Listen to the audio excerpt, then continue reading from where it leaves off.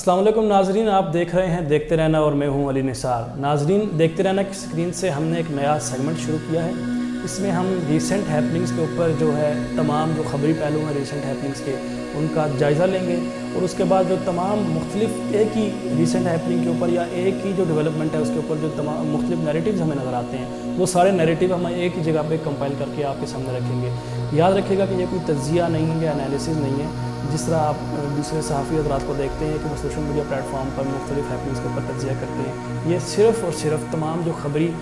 पहलू हैं वो सिर्फ आप तक पहुंचाएंगे और उसके बाद तज्ज़िया करना एक आम आदमी के लिए भी आसान हो जाता है जब उसको सारे पहलू का इल्म होता है किसी भी खबर के बारे में। तो आज का जो सेगमेंट हमने इस सेगमेंट के लिए जो आज का हमने टॉपिक चूज़ किया है वो रिसेंट हैपनिंग है पाकिस्तान की बहुत बड़ी। अल्लामा खादिम हुसैन रिजवी साहब जो तहरीक अलवत पाकिस्तान के सरबराह रहे हैं और उन्होंने एक बड़ी अच्छी पॉलिटिक्स की है पाकिस्तान में, तो उनकी वफ़ात हुई, अचानक वफ़ात हुई और उसके बाद जो है एक डेवलपमेंट बनती रही और उसके बाद जो हमारे सामने एक सूरत हाल है, एक कन्फ्यूजन का आलम है और मुख्तलिफ ज़राए और मुख्तलिफ जो सोशल मीडिया प्लेटफॉर्म्स हैं वो मुख्तलिफ बातें कर रहे हैं और बिल्कुल अपोजिंग बातें कर रहे हैं। तो हम आज आपके सामने सारे नैरेटिव्स और सारे जो खबरी हक़ाइक़ हैं वो आपके सामने एक ही जगह पे इसी वीडियो में कंपाइल करके पेश कर देंगे। उसके बाद तज़िया करना आपका काम है। तो मेरी आपसे गुजारिश होगी कि ये वीडियो आप पूरी देखें, आखिर तक देखें, ताकि इसमें कोई तशनगी ना रह जाए। तो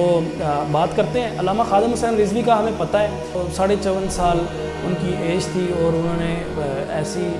सूरत हाल में वफ़ात पाई कि कोई भी बिलीव करने के लिए तैयार नहीं था कि 2 दिन पहले वो एक धरने से उठ के आए और बड़े एक्टिव और प्रोएक्टिव रोल जो है उन्होंने प्ले किया इन 4-5 सालों में सियासत में। वो किस वजह से सियासत में आए ये भी हम सब जानते हैं कि उनकी जो एक मुमताज़ कादरी जो हैं उनको हुकूमत ने फांसी दी, तो उसके बाद उन्होंने एक धरना सियासत या एजिटेशन वाली सियासत शुरू की। उसके बाद मुख्तलिफ जो हैं हैपनिंग्स होते रहीं, जो ख़त्म नबूवत का कानून है उसमें तरमीम की गई, तो खादिम रिजवी हमें सामने नज़र आते हैं, सड़कों पर नज़र आते हैं। और उसके बाद अभी ये जो आसिया बीबी हैं इनको जब रिहा किया गया तो उसके बाद खादिम रिजवी साहब हमें दोबारा सड़कों पर नज़र आते हैं। पूरा पाकिस्तान तकरीबन बंद किया गया। उसके बाद अभी ये जो चौथा धरना इनकी ज़िंदगी का था, ये धरना भी इसी वजह से था कि फ़्रांस में जो गुस्ताखाना खाके छपे, तो उसके बाद पाकिस्तानी हुकूमत के रिस्पांस से वो शायद मुतमईन नहीं थे, तो वो ये चाहते थे कि इस जो रिस्पांस है ये मज़ीद सख्त हो ताकि जो फ्रांस वाले हैं या जो मैक्रोन साहब ख़ास तौर पे जो उनको टारगेट करते थे, तो वो सदर साहब जो हैं उनको एक सख्त पैगाम जाए पाकिस्तान की जानिब से। तो उसके बाद अब उनकी वफ़ात हो गई। वफ़ात पे तमाम जो सेगमेंट्स हैं सोसाइटी के, चीफ़ ऑफ आर्मी स्टाफ की जानिब से, प्राइम मिनिस्टर की जानिब से और तमाम सेगमेंट के ख़ास तौर पर जो मजहबी तबक़ात हैं, सारे तबक़ात, उनकी जानिब से एक हमें शोक की फ़िज़ा देखने में आई और लोगों ने ताज़ियती पैगामात शेयर किए सोशल मीडिया पे। उसके बाद जब जनाज़ा हुआ तो जनाज़े पे एक बड़ी कंट्रोवर्सी हुई, बहुत बड़ी तादाद जमा हुई लोगों की। तो उस कंट्रोवर्सी ऐसी थी कि अभी तक, हालांकि काफ़ी टाइम हो गया उनके जनाजे को, तो अभी तक जो है आम आवाम के जहन में क्लियर नहीं है कि कितने लोग थे उसमें, क्योंकि मुख्तलिफ जो प्लेटफॉर्म्स हैं वो मुख्तलिफ बातें कर रहे हैं और बिल्कुल ही अपोजिट बातें कर रहे हैं। हम नया दौर की बात करें, हम डॉन की बात करें, या इस तरह के जो लिबरल या तरक्की पसंद अखबारात हैं या तरक्की पसंद जो माउथ पीसीज हैं उनकी बात की जाए, तो वो बात करेंगे तो उन फ्यू थाउजेंड्स की बात कर रहे हैं। हुकूमती फ़िगर की बात की जाए तो हुकूमत की जानिब से जो फ़िगर सामने आया ऑफिशली वो 5 लाख का फ़िगर था कि 5 लाख लोग जो हैं इस जनाजे में शरीक थे। अब हमें पता है कि ये भी एक तस्वीरें देख के, विजुअल देख के ये भी हमें मज़ाक खेज़ सा एक लगता है दावा कि 5 लाख लोग होंगे, लेकिन हमें ये पता है कि हुकूमत की जो फ़िगर्स होते हैं वो मोहतात फ़िगर्स होते हैं। तो उसके बाद फिर मुख्तलिफ जो आज़ाद ज़राए हैं, मुख्तलिफ सोर्सेज़ हैं, वो 10 से 20 लाख के दरमियान बात कर रहे हैं और तहरीक लब्बैक के अपने भी जो ऑथेंटिक सोर्सेज़ हैं वो भी यही कह रहे हैं कि 10 से 20 लाख लोग मौजूद थे। नाज़रीन, हमने वैसे आपको ये बताऊं कि ये जो वैसे पाकिस्तान में बड़ी कंट्रोवर्सी बनती है, कहीं भी इज्तिमा होता है किसी भी सियासी जमात का, मजहबी जमात का, तो लोग गिनते हैं कि कितने लोग थे और बड़ी कंट्रोवर्सी होती है। इतना मुश्किल काम नहीं है। एक पर्टिकुलर एरिया होता है, उस एरिया को आप कैलकुलेट करें, आपके पास कैलकुलेटेड पड़ा होता है कि एरिया कितना है, तो उस पर्टिकुलर एरिया में एक जगह पे पर्टिकुलर जगह पे कितने लोग हैं, यानी 1 स्क्वायर फुट पे कितने लोग मौजूद हैं, ये आप सैटेलाइट व्यू से भी देख सकते हैं, तस्वीरों से भी देख सकते हैं। तो उसको कैलकुलेट करें, मल्टीप्लाई करें, तो ये इजीली जो बड़ा साइंटिफिक वे में हम پتہ چل سکتا ہے ہمیں کہ کتنے لوگ موجود تھے۔ تو اسی طرح ایک ویب سائٹ ہے www.mapchecking.com، تو اس ویب سائٹ پہ اسی طرح سائنٹیفک وے میں جو ہے کیلکولیٹ کیا جاتا ہے۔ اس ویب سائٹ پہ جب چیک کیا گیا تو 3 وقت میں چیک کیا گیا۔ سب سے پہلے تو صبح جب لوگ اکٹھے ہو رہے تھے، اس کے بعد پھر درمیان میں چیک کیا گیا، اور اس کے بعد تھرڈ جب جنازے کا ٹائم تھا، پیک پہ جب ذرا بہت ڈینس لوگ جمع تھے، تو جسے کہتے ہیں پیکڈ جو گراؤنڈ تھا یا جو بھی جگہ تھی وہ پیکڈ تھی، تو تب بھی چیک کیا گیا۔ تو پہلی بار جب چیک کیا گیا تو تقریباً آپ کو بتانا چلوں کہ جو گریٹر اقبال پارک ہے یہ 50 لاکھ سے ابو اسکوائر فیٹ ہے، اس کی جو ایریا ہے 50 لاکھ اسکوائر فیٹ سے ابو ہے۔ پہلی بار چیک کیا گیا تو تقریباً 7 لاکھ یا 7 لاکھ سے اوپر کچھ لوگ موجود تھے صبح کے ٹائم۔ اس کے بعد پھر 9 لاکھ لوگ جب دوسری بار دیکھا گیا تو 9 لاکھ جمع ہو چکے تھے، اور جب جنازے کا ٹائم تھا زور کے بعد یہ جنازہ ہوا، تو زور کی نماز کے بعد جب جنازے کا ٹائم تھا تو یہ 18 لاکھ کے قریب جو ہمیں ویب سائٹ سے پتہ لگا، تو 18 لاکھ کے قریب لوگ موجود تھے۔ لیکن یہ بھی کوئی اتنی اتھینٹک بات نہیں ہے، ہم کسی بھی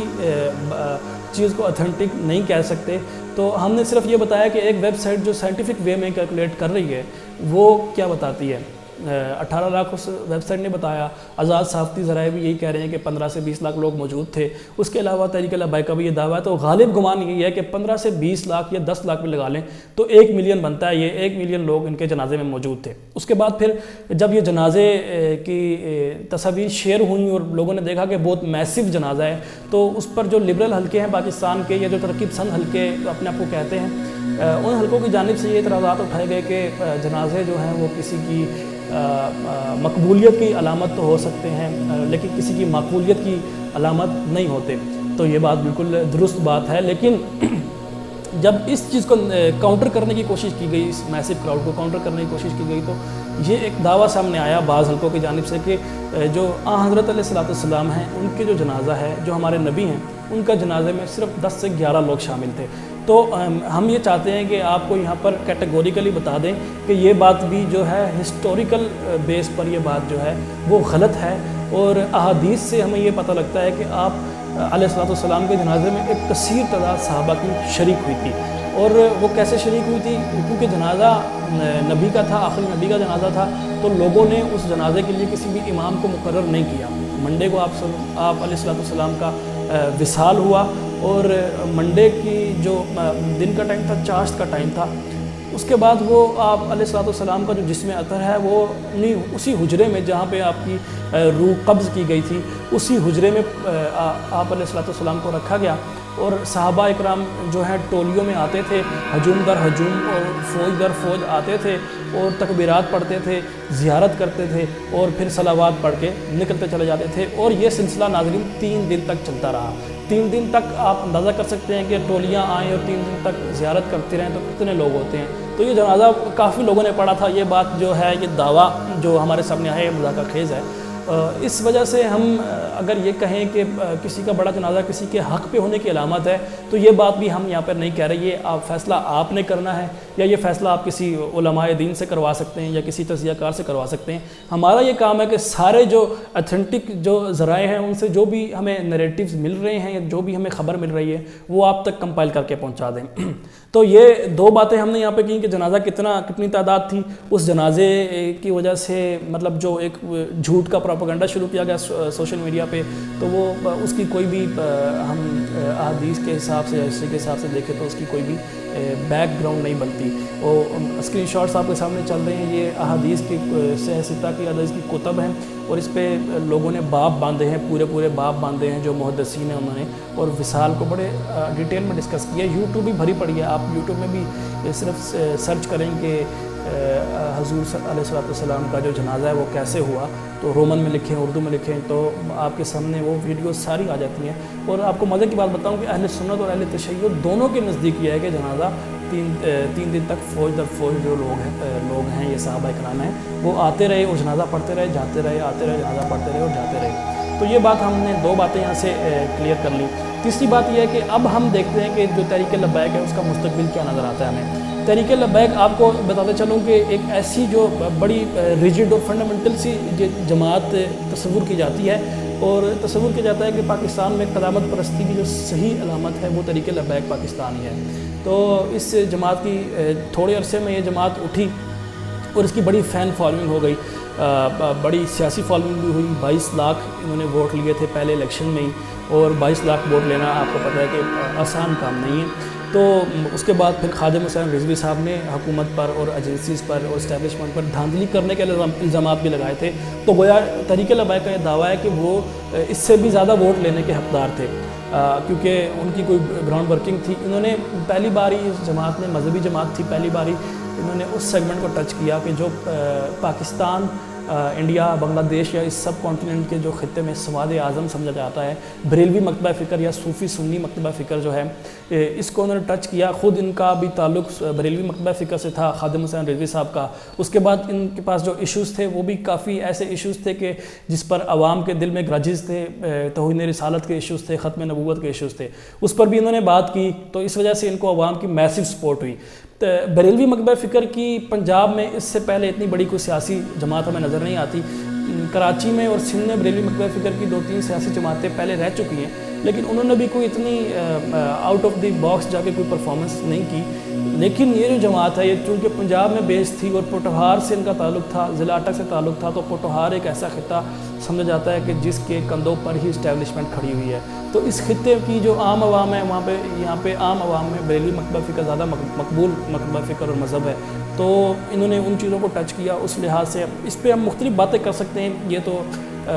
جتنی بھی تجزیہ کیا جائے تو کیا جا سکتا ہے اس کے اوپر، لیکن جو بات یہ ہے کہ ان کے فین فالوئنگ یا سیاسی فالوئنگ کی ہم جو بات کر رہے ہیں تو وہ کافی تھی، یہ بات ہمارے سامنے آ چکی ہے۔ تو اب اس کے کیا آگے مستقبل ہوگا، اس پہ بات کرتے ہیں، کیونکہ تنظیمی جو ڈھانچہ ہے تحریک لبیک کا وہ بڑا ڈھیلا ڈھالا ڈھانچہ تھا، اور یہ صرف شخصیت، ایک جو خادم حسین رضوی کی شخصیت ہے اس وجہ سے انٹیکٹ تھی تنظیم۔ اب دیکھتے ہیں کہ ان کے بیٹے کو جب صاحبزادہ سعد حسین رضوی، کیونکہ وہ بھی نوجوان ہیں، لیکن کہا یہ جاتا رہا ہے کہ پہلے بھی وہ تنظیمی معاملات میں اپنے والد کی مدد کرتے رہے ہیں، اور سارے تنظیمی جو معاملات ہیں اور ساری جو پالیسیز ہیں ان کی مشاورت سے بنائی جاتی رہی ہیں، تو شاید وہ اس چیز سے فیملیئر ہیں، تنظیم کے چلانے سے اور تنظیم کی جو انفراسٹرکچر ہے اس سے فیملیئر ہیں۔ اب ہم نے یہ دیکھنا ہے کہ جب آہستہ آہستہ صورتحال کلیئر ہوتی ہے تو آگے کیا جو ہے ہمارے سامنے جو ہے صورتحال بنتی ہے، اور اس کے بعد الیکشنز میں یہ کیسا پرفارم کرتے ہیں۔ اس کے بعد اب جو ہے تازہ ترین آپ کو بات بتانا چلوں کہ جب صاحبزادہ سعد حسین رضوی کو بنایا گیا تو اب تحریک لبیک کے اپنے ہی اندر سے اور تحریک لبیک کی جو پہلی قیادت رہ چکی ہے اس کے اندر سے اعتراضات بھی اٹھائے جا رہے ہیں۔ پیر افضل قادری ایک بڑے ہم نے دیکھا پرو ایکٹیو رول انہوں نے بھی پلے کیا خادم حسین رضوی کے ساتھ۔ شروع میں تحریک لبیک کو خادم حسین رضوی اور پیر افضل قادری ہی رول کر رہے تھے اور اس کو لیڈ کر رہے تھے، لیکن جب یہ حکومت نے کریک ڈاؤن کیا تحریک لبیک کے اوپر، اور حکومتی فگر یہ ہیں کہ 40,000 لوگ اس وقت حکومت نے پکڑے، 40,000 کارکنان جو تحریک لبیک کے ہیں۔ اس کے بعد پھر مختلف علماء اکرام جو ہیں وہ جیلوں میں وفات پائی انہوں نے، اور ایک 6 مہینے کا یا 7 مہینے کا یہ جو ٹینیور تھا، یہ بڑا سخت پیریڈ رہا تحریک لبیک پاکستان کے اوپر، اور بڑی جگہوں سے یہ ویڈیو بیانات ان کے جو عہدیداران ہیں وہ دیتے رہے کہ ہمارا کوئی تحریک لبیک سے تعلق نہیں ہے، اور ہم آئندہ کے بعد سیاسی ایکٹیویٹیز میں کوئی تعلق یا کوئی بھی اپنا خاص طور پہ تحریک لبیک کے پلیٹ فارم سے کوئی بھی رول پلے نہیں کریں گے۔ تو یہ ظاہری سی بات ہے کہ حکومت نے اور جو ریاستی ادارے ہیں انہوں نے یہ بیانات زبردستی دلوائے تھے، تو یہی بیان جو ہے پیر افضل قادری صاحب نے دیا اور دستخط کیے کہ وہ آئندہ کے بعد کسی بھی سیاسی ایکٹیویٹی میں حصہ نہیں لیں گے اور صرف مذہبی زندگی گزاریں گے، اور اس کے بعد وہ جا کے گجرات میں اپنا جہاں پہ ان کا ایک علاقہ ہے وہاں پہ وہ اپنی مذہبی ایکٹیویٹیز میں مشغول ہو گئے۔ لیکن خادم حسین رضوی صاحب کے ساتھ یہ ہوا کہ ان کے ساتھ ریاست نے ان کو پریشرائز کرنے کی کوشش کی، اپنا ریاستی اداروں نے بھی بہت کوشش کی، لیکن خادم حسین رضوی اپنے موقع پہ ڈٹے رہے، اور آخرکار حکومت نے ان کو معافی نامے پہ دستخط لینے کے بعد چھوڑ دیا، اور اس کے بعد یہ دوبارہ سیاسی جو ہے ایکٹیویٹیز اس میں انوالو ہو گئے، اور دوبارہ انہوں نے تنظیم کو مضبوط کرنا شروع کر دیا۔ اب جو ہے خادم حسین رضوی کی رحالت کے بعد پیر افضل قادری دوبارہ سامنے آئے ہیں منظر عام پر، اور ان کا یہ دعویٰ ہے کہ اس تنظیم کے بانی وہی تھے، اور اب ان کا حق ہے کہ وہ اس تنظیم کو لیڈ کریں۔ हमें नहीं पता कि जिन्होंने पीर अफजल कादरी साहब ने जो रियासती इदारों से सियासत में एक रोल प्ले न करने की जो उन्होंने एक वादा किया था और एक एग्रीमेंट किया था, उस वादे का क्या हुआ, क्या उनको रियासती इदारों की जानिब से कोई ग्रीन सिग्नल मिला, उसके बाद उन्होंने ये दावा किया। लेकिन ये दावा बहरहाल हमारे सामने आ गया है। चंद रोज़ गुजरे हैं साहबजादा साद हुसैन रिजवी की जो है अमारत के अंदर, तो उसके ऊपर सवालात उठना शुरू हो गए हैं। और बड़े जय्यद आलिम है पीर अफजल कादरी, और इनकी भी बड़ी फ़ैन फॉलोइंग है तरीक़े लब्बैक के अंदर भी, और वैसे भी जो बरेलवी मकतब फ़िक्र है उसके अंदर भी। तो अब इसके ऊपर हम देखते हैं कि आगे क्या सूरत हाल बनती है। साहबजादा साद हुसैन रिजवी की तरफ से जवाब का इंतज़ार है, क्योंकि